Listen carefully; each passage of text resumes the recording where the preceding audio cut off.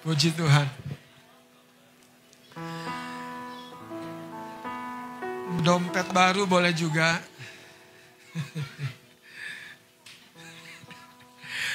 Tapi yang paling penting isinya. Betul, betul. Haleluya. Saudara, mari kita akan maju di dalam pelajaran kita mengenai waktu dan kesempatan. Kita akan baca kembali dari Pengkhotbah pasal 9 ayat yang ke-11. Ini pelajaran yang penting kita simak sedalam-dalamnya. Kenapa? Karena seringkali saudara kita memasuki sebuah pertandingan kehidupan tanpa dibekali pengertian. Kenapa aku mengalami ini? Kenapa aku mengalami itu? Padahal dari semua kesusahan yang terjadi, yang kita alami, yang berbeda dengan orang lain alami, itu adalah cara Tuhan untuk melatih kita. Nah, kalau kita tidak mengerti kehendak Tuhan, kita akan tenggelam dalam situasi hati, perasaan kita. Nah, ini yang bahaya. Mari lihat dalam Pengkhotbah pasal yang ke-9 ayat 11. Kita akan baca bersama-sama. Yang sudah dapat katakan amin. Katakan yang keras amin. Haleluya. Kita baca 2-3. Lagi aku melihat di bawah matahari bahwa kemenangan perlombaan bukan untuk yang cepat dan keunggulan perjuangan bukan untuk yang kuat. Juga roti bukan untuk yang berhikmat. Kekayaan bukan untuk yang cerdas. Dan karunia bukan untuk yang cendekia. Karena waktu dan peluang dialami. Waktu dan nasib ya. Kalau di bahasa Inggrisnya itu time and chance. Atau kalau bahasa Indonesianya kans, peluang. Atau kesempatan, peluang atau kesempatan. Kata peluang sendiri lebih punya makna yang lebih luas atau lebih spesifik juga daripada kesempatan. Kenapa? Peluang selalu dibandingkan ketika pintu tertutup. Tidak ada kesempatan, tidak ada peluang. Nah, yang menariknya pada ayat yang ke-11 ini justru Raja Salomo, raja yang dipenuhi dengan hikmat yang luar biasa.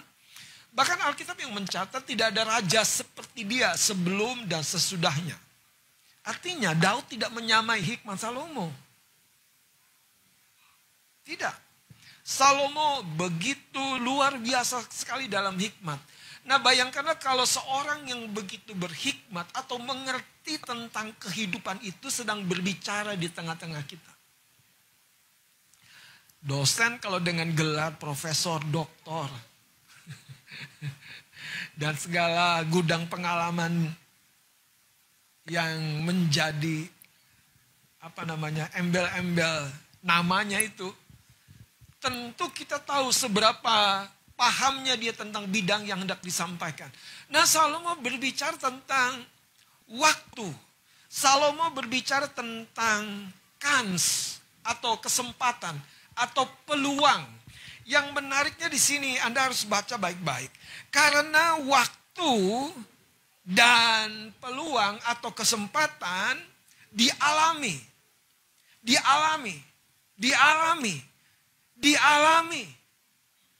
Bukan hanya dijumpai, dialami. Bukan hanya diterima porsinya, tapi dialami. Jadi poinnya adalah dengan apa kita isi kesempatan itu. Dengan apa kita isi waktu itu.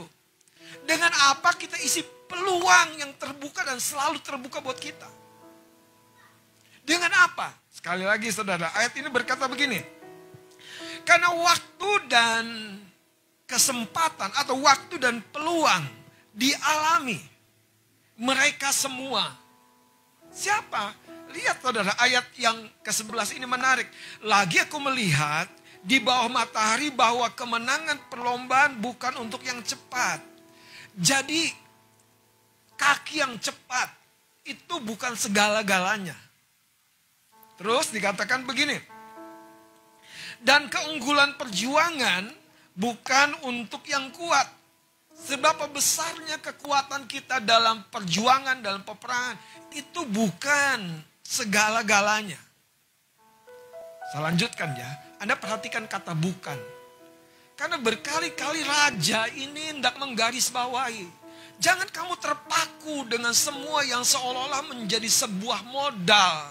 Untuk sukses, untuk berhasil, untuk begini, begitu. Kita harus punya ini. Padahal Tuhan sudah memberi sama untuk semuanya. Modalnya adalah waktu dan peluang. Tapi kalau kita tidak diberi pengertian, ini yang terjadi. Kita akan isi waktu kita dengan hal-hal yang tidak berguna. Kalau Anda buka YouTube, Anda buka Shopee, munculkan tuh video-video pendek yang akan menarik mata Anda. Dan kadang-kadang tidak mau sih larut. Tapi karena kita klik. Kita klik dan terus kita klik. Akhirnya waktu yang tadinya Anda ingin membuka multimedia GTK sama pujian. Gak jadi. Waduh. Disitulah sebetulnya roh dunia itu dapat kesempatan. Makanya pertandingan kita adalah dalam menyikapi dan mengisi kesempatan dan peluang. Ketika hujan akan datang di bulan yang ketiga dari Januari, itu artinya kita sedang mempersiapkan taburan. Supaya taburan, tanah digarap, benih ada di dalam tanah, hujan datang memberi kehidupan. Tapi kalau kita tidak berpengertian, kita asik terlena, bulan di mana Alkitab berkata Tuhan mencurahkan hujan awal musim. Dan mencurahkan hujan akhir musim untuk mematangkan yang sudah tumbuh itu, kita akan kehilangan banyak. Jadi sekali lagi, waktu dan peluang atau kesempatan itu dialami oleh semuanya. Coba kasih tahu kanan kiri, kita sedang berjalan dalam waktu dan peluang. Saudara, itu sebabnya kalau kita hari ini sedang menangani perkara-perkara kecil, kalau Anda sedang ada di dalam arah yang Tuhan tetapkan untuk kita, sudah pasti saudara. Alkitab yang berkata ketika seseorang setia dalam perkara-perkara yang biasa, yang sepele, yang kecil, ia juga akan setia dan benar pada perkara besar. Seberapa setianya kita kepada pelayanan yang kelihatannya sepele. Seberapa setianya kita mengelola nilai rupiah yang kelihatannya cuma 5.000 perak. Seberapa setianya dan benarnya kita mengelola kesempatan pagi hari. Harusnya kita bisa sembahyang. Tapi kita terlena begitu rupa. Waktu dan peluang dialami. Tapi orang yang berpengertian dia tahu mau kemana. Itu sebabnya sikapnya berbeda dengan kebanyakan orang.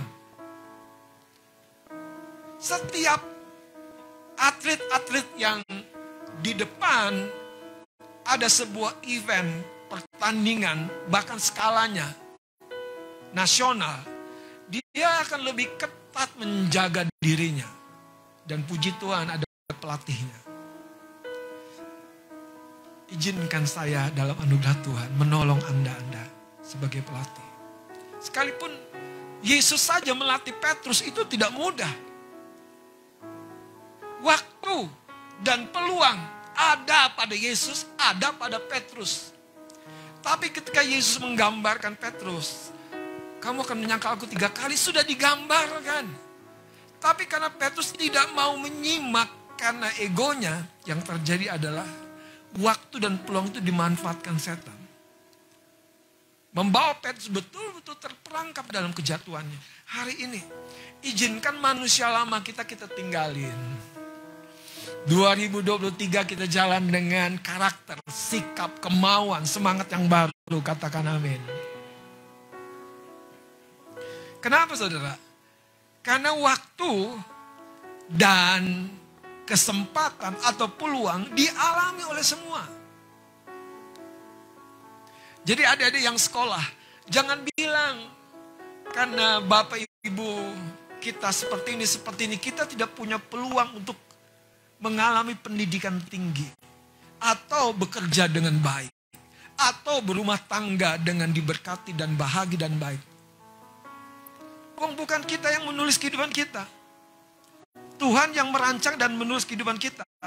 Masalahnya waktu yang di hadapan kita, peluang yang di hadapan kita ini, kita jalani bagaimana? Ada orang menikah dan dia nggak tahu bahwa menikah artinya akan punya anak. Tapi dia masih nikmati dengan hidup yang biasa sebelumnya. Dan ujungnya saudara, bayi yang sudah ada di rahimnya, dia tidak tahu bahwa sudah ada. Dan hilang atau gugur bayi dalam rahimnya. Karena kurangnya pengertian untuk mengelola. Oke. Artinya begini saudara, buat kita semua di tahun yang baru ini ada kesempatan, amin. Ada peluang, katakan amin.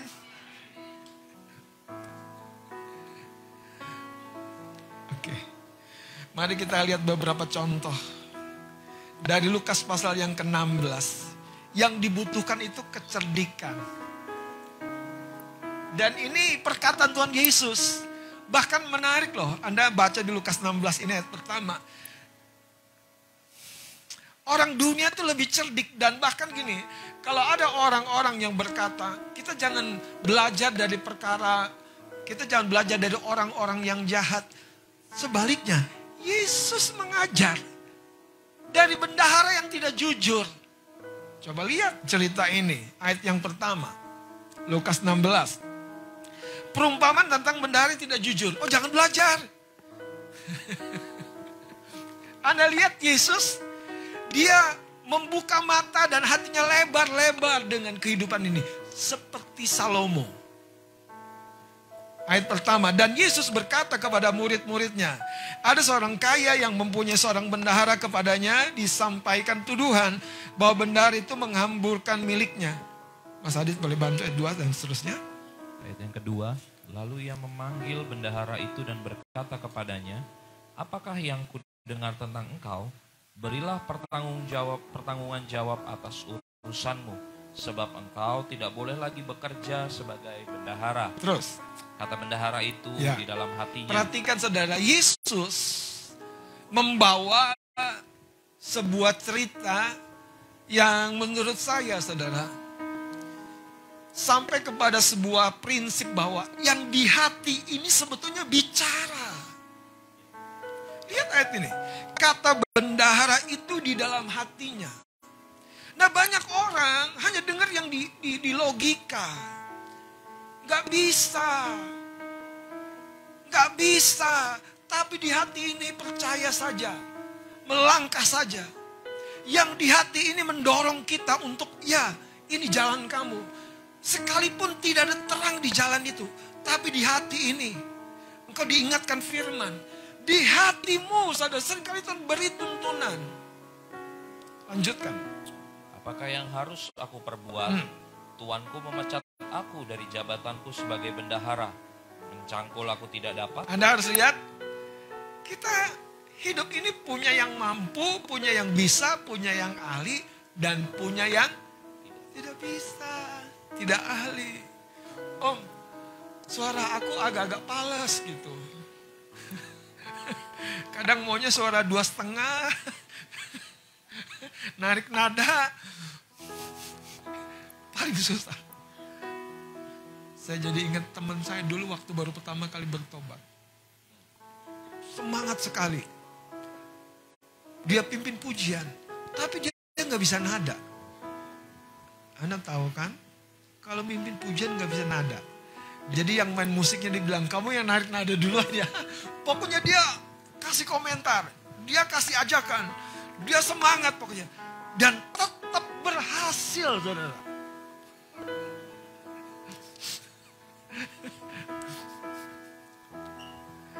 Mama kami, mama mertua, mamanya istri saya.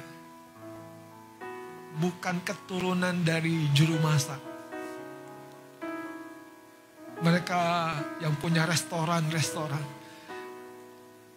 Tapi kapan mama mulai buka lapo? Dan ketika itu saudara,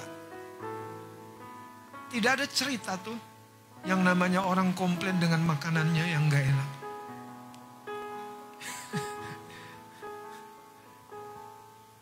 Makanya kalau beliau terima order hari gini, waduh tahu sendiri kan Natal tahun baru. Bisa tangan ini kram megang golok. Kalau udah membedah daging itu saudara di atas talenan. Tapi itu peluang dan kesempatan. Waktunya. Bagaimana kita mengisinya. Dan waktu itu terjadi. Mama itu bisa jadi seorang pengusaha catering, juru masak. Makanya gini saudara. Benih itu hanya butuh waktu kok. Terima benih. Engkau jadi seorang pengusaha. Biarkan waktu memproses benih itu tumbuh. Anak-anak muda dengar. Biarkan waktu saudara memproses benih itu tumbuh. Dan ketika benih itu tumbuh dan tidak bisa dibatalkan lagi, itu akan membuat seseorang yang menerima benih itu jadi seorang pengusaha. Saya belajar musik saudara dari SD. Saya ingat lagu yang pertama saya selalu coba adalah Malam Kudus. Karena paling gampang. C. Malam Kudus. C terus. Sunyi senyap. Masih C. Ke G. Bintangmu. Baru C lagi. Kalau hari gini kita bilang gak bisa belajar gitar. Siapapun bisa saudara. Masalahnya begini saudara. Setelah kita menerima benih, kita butuh perawatan. Dan itu yang membuat setiap benih yang baik akan menghasilkan potensi-potensi yang luar biasa, yang besar dalam hidup ini. Lanjut pada cerita ini saudara. Kata bendahara itu dalam hatinya, 3. Apakah yang harus aku perbuat? Tuanku memecat aku dari jabatanku sebagai bendahara. Mencangkul aku tidak dapat, mengemis aku malu. Jadi tenang. Kalau Anda tahu di mana Anda tidak bisa, di mana Anda malu, masih ada solusinya. Kalau Anda bilang, Om aku gak bisa jadi model, ya gak usah jadi model lah.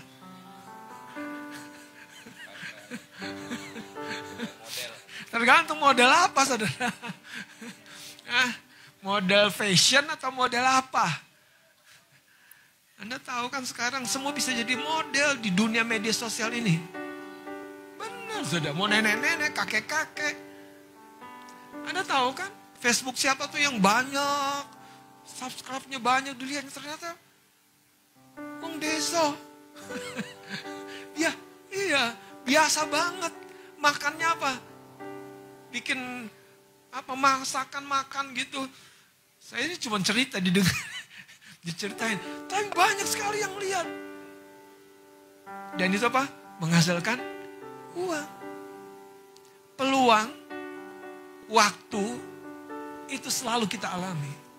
Tapi kita berpengertian gak untuk mengisinya dengan apa? Kenapa yang 5 talenta menghasilkan 5 talenta? Dipercaya lagi. Kenapa? Karena orang ini bisa mengelola waktu dan peluang. Jadi sebegitu indahnya hidup ini. Dari sini saya pun bersyukur saudara. Kalau kita setia dalam setiap perkara yang kecil, setia. Diomelin setia aja. Haleluya. Kadang yang masalah di situ tuh. Kita selalu gak kuat, 2, diomelin sama dipuji. Kalau diomelin langsung down, dipuji langsung apa? Aku memang beda, ya kan? Di situ masalahnya. Coba lihat ayat 4. Lagi Mas Adit boleh baca. Aku tahu apa yang akan aku perbuat. Mas Adit udah tahu apa yang akan diperbuat? Coba lihat, aku tahu. Wow, ini menarik loh sebetulnya.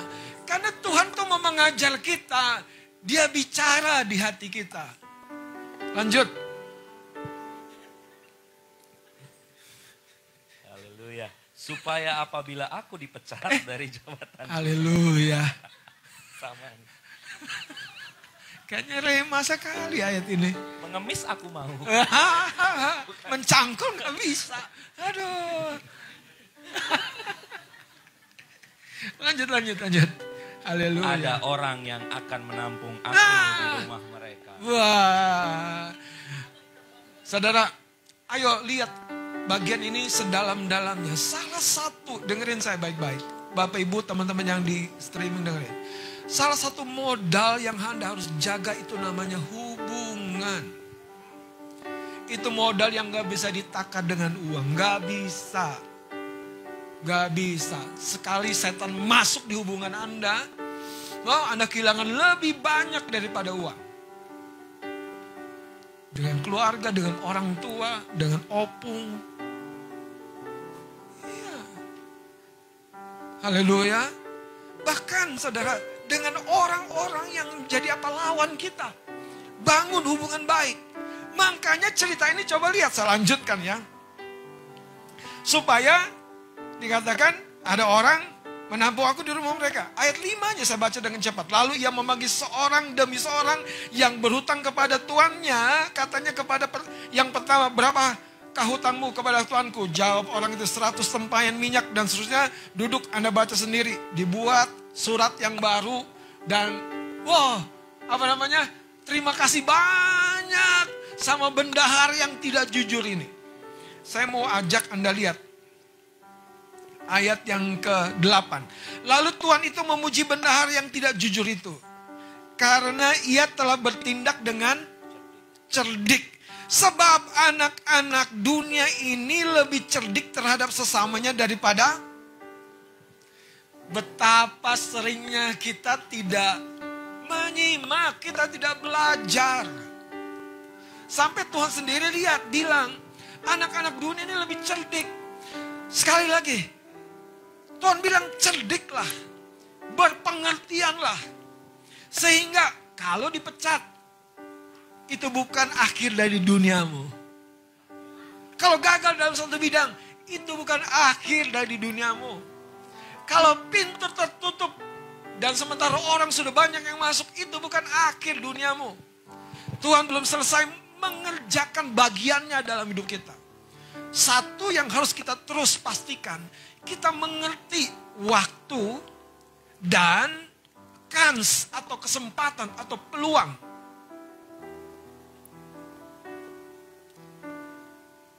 Waktu Daud menghadapi Goliat, gimana ya dia bisa lihat, ini ada kans nih, kita bisa kalahkan. Dari mana? Ketika Daud tahu ada penyertaan Tuhan dalam hidupnya. Dia sampai bilang ini, siapa orang yang tidak bersunat nih, yang tidak ada ikat janji dengan Allah Israel? Siapa mereka? Kalau Anda telusuri ke belakang dalam catatan Alkitab, bangsa Kanan itu bangsa yang memang dikutuk. Tapi Israel sebaliknya, bangsa yang diberkati. Artinya, musuh itu sudah dalam sebuah proporsi yang memang sudah kalah. Tindakan Daud itu cuma menggenapkan apa yang Tuhan mau. Apakah kita tahu bahwa ada dunia-dunia yang memang Tuhan buka buat kita hadapkan kepada kita, sekalipun sepertinya tidak mungkin. Lihat ayat yang ke-9. Dan aku berkata, ini Yesus berkata kepadamu, coba lihat, ikatlah persahabatan dengan mempergunakan apa? Mamon yang tidak jujur, supaya jika mamon itu tidak dapat menolong lagi. Ini bicara harta kekayaan tidak bisa menolong lagi. Lihat, makanya kaitannya dengan bendahara. Kamu diterima dalam kemah. Jadi Tuhan tuh mau kita cerdik menggunakan harta kekayaan kita. Bangun persahabatan dengan Tuhan. Ada satu gambar yang saya mau tunjukkan, saudara. Ini kaitannya penting sekali bagaimana kita mengisi waktu dan kesempatan yang semuanya kita alami. Silakan. Gambar apa ini? Coba, siapa yang mau jawab gambar apa ini? Apa? Yayan, gambar apa ini? Mana kuenya?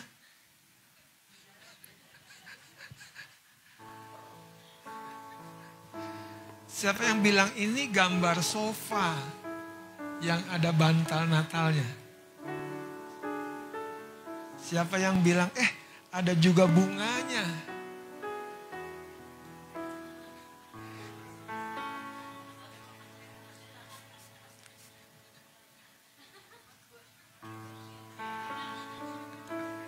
Oke, dengerin saya.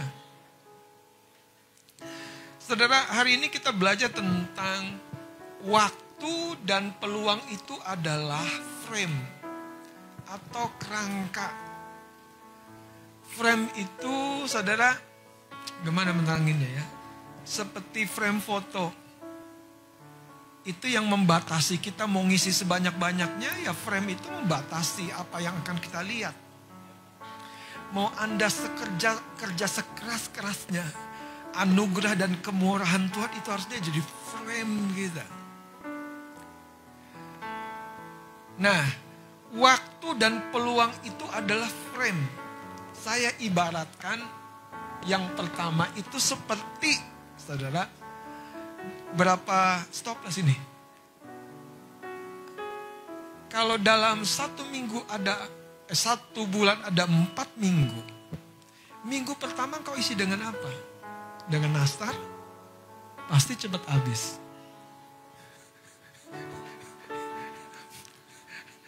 Kau isi dengan apa? Kue kacang? Biasanya nomor 2 habis. Kembang loyang? Nggak muat banyak di situ. Terlalu kecil. Butuh apa? Kaleng kongguan. Kita isi apa? Yang keempat, kacang goreng. Nah, nanti tamu bawa plastik ke rumah kita. Ini yang saya mau ceritakan, saudara. Semua kita tuh sebetulnya diberikan wadah ini. Tiap-tiap tahun. Yang namanya berapa? 365 hari. Betul ya?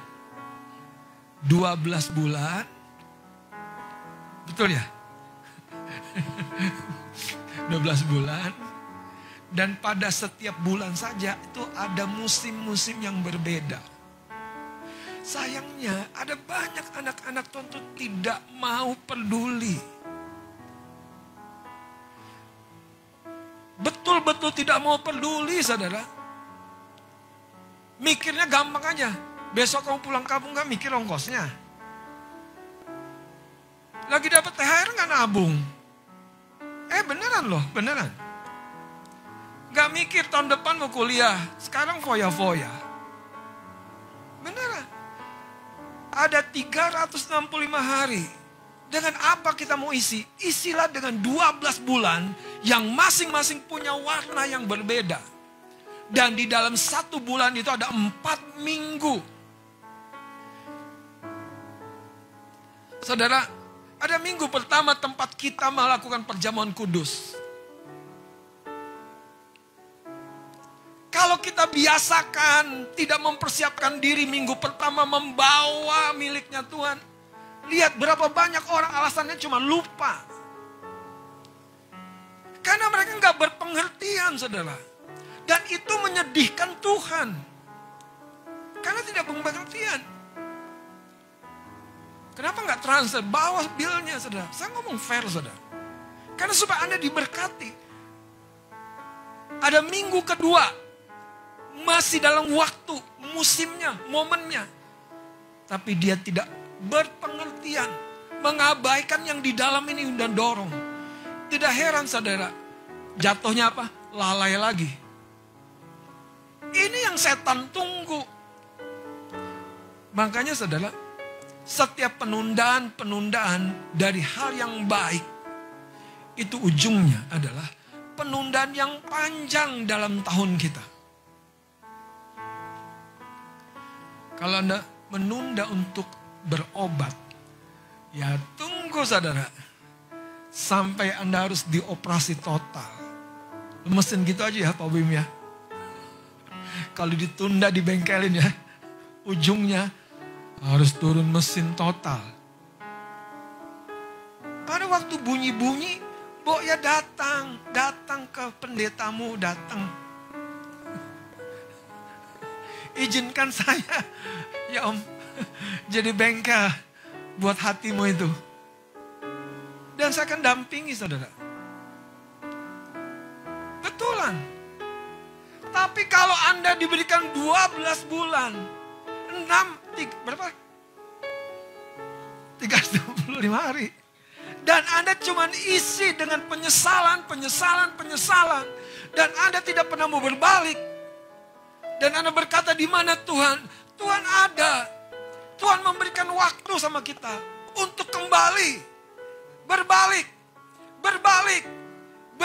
Kenapa?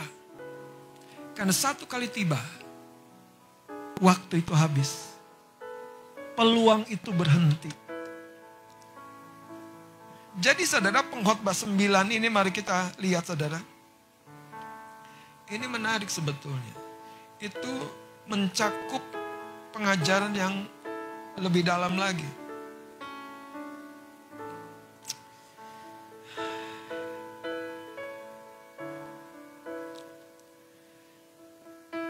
Kalau Anda baca dari ayat pertama, dan Anda akan lihat begini saudara, sampai ayat yang keempat.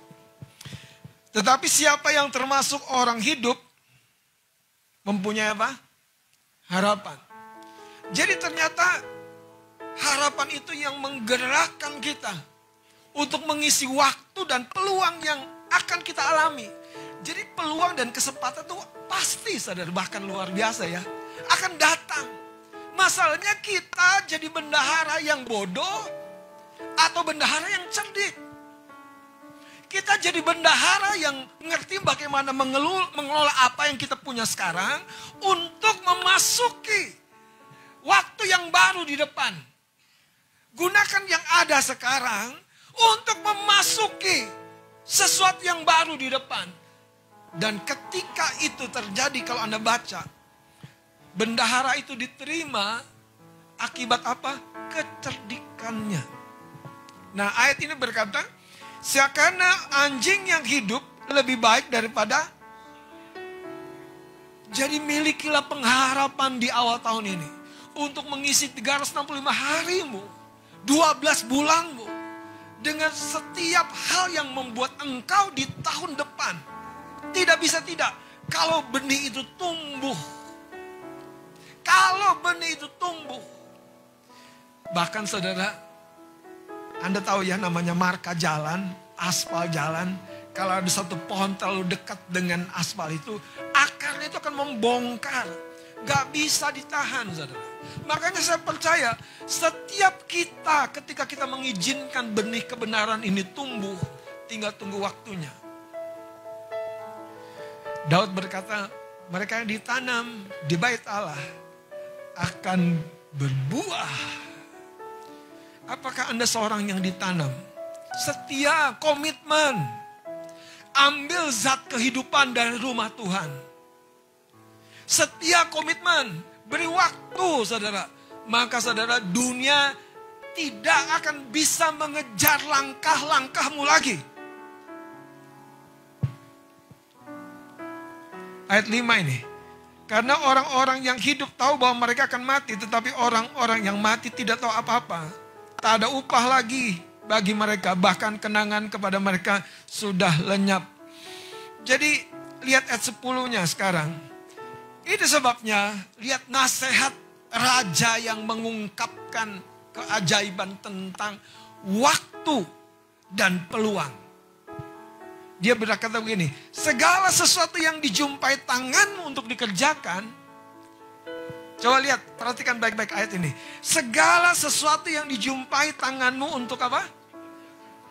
Jadi ada sebuah penugasan dalam hidup ini. dengan tangan kita untuk berkarya. Segala sesuatu yang dijumpai oleh tanganmu, kerjakan. Tapi ada tekanan yang berbeda di sini. Kerjakanlah itu sekuat tenaga.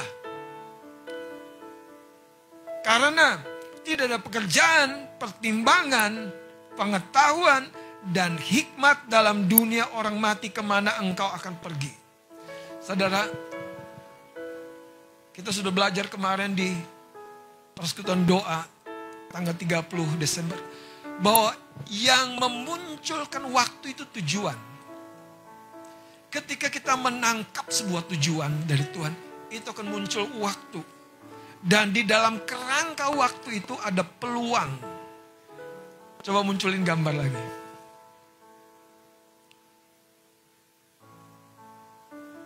Gambar ini sederhana. Tapi mengingatkan saya dengan baik-baik. Apa yang kita mau munculkan di hidup kita. Kalau ini kan di ruang tamu kita. Di ruang tamu saya lah. Ketika Natal tiba, ya kita munculkan suasana Natal. Tapi yang menarik adalah gini. Semua ini dilakukan oleh istri saya. Untuk menyambut tamu yang datang. Sudahkah Anda mempersiapkan untuk menyambut Tuhanmu yang datang, melawatmu, mengubah hidupmu, memberkatimu? 365 hari. Ada 12 bulan.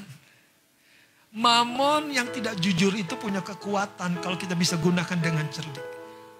Waktu dan kesempatan yang dimiliki oleh bendahara yang tidak jujur itu menjadi sebuah pelajaran yang Yesus sendiri ambil untuk kita anak-anak Tuhan. Cerdiklah, cerdiklah, cerdiklah, cerdiklah. Saya mau tutup dengan cerita mamanya Samuel. Ketika dia diajak oleh keluarganya, biasanya itu di awal tahun memang mereka ke bait Allah, ibadah. Setelah ibadah selesai, wah mereka jamuan makan di luar. Tapi yang menarik, ketika Elkana suaminya bersama dengan Penina istri mudanya, jamuan makan di luar, Hana punya satu kesempatan. Hana punya satu peluang yang tidak dia akan biarkan lewat begitu saja. Sama seperti Bartimeus, dengar suara orang ramai. Dia tanya siapa? Yesus, anak Daud. Dia tidak akan biarkan lewat peluang itu. Karena peluang dialami oleh semua. Masalahnya tadi kita mau tidak memberikan hati kita sepenuhnya. Merespon dengan baik. Hana mengambil waktu di mana orang-orang tidak mau. Hana ke mezbah Tuhan nyembah doa ketika orang sedang berpesta. Saudara, saya mau kasih tahu, seringkali perubahan hidup kita yang begitu besar terjadi justru ketika hal-hal yang orang tidak mau lakukan, tapi engkau berani mengambilnya menjadi bagianmu, melakukannya di rumah Tuhan. Hati Hana tuh menyentuh Tuhan dan membuat Imam Eli, Anda tahu Imam Eli dalam catatan Alkitab sendiri, bukan imam yang dapat menjadi sebuah contoh. Tapi Tuhan bisa pakai siapa saja untuk menjadi perpanjangan tangan berkat bagi orang-orang seperti Hana. Yang hatinya tuh tidak gentar. Orang lain lagi senang-senang, aku mau doa. Orang lain lagi senang-senang, lagi pesta, aku mau doa. Dan Hana menerima berkat itu. Saudara, ada 365 hari. Ada 12 bulan yang kita akan jalani ini. Ada 4 minggu dalam 1 minggu. Bahkan kadang-kadang ada yang 5 minggu ya. Anda mau isi dengan apa? Dengan kue nastar aja semuanya, Bang? Yang datang nanti Cia. Om, datang lagi Om. Oke. Tante datang lagi ya, oke. Cia boleh ajak teman gak? Oh boleh Cia. Tahu gak? Betulan. Kalau Anda isi dengan kegalauan, yang datang tuh masalah. Dengan kecewaan yang masalah. Tapi isi toples hidup Anda tuh. Isi. Karena tiba waktunya saudara. Tuhan itu bahkan dengan jelas. Kalau Anda berdoa masuk dalam kamar. Anda akan terima upahnya. Selalu ada upah kalau Anda melakukan. Menghampiri Tuhan dengan hati yang sungguh-sungguh mencari Dia. Mari kita bangkit berdiri.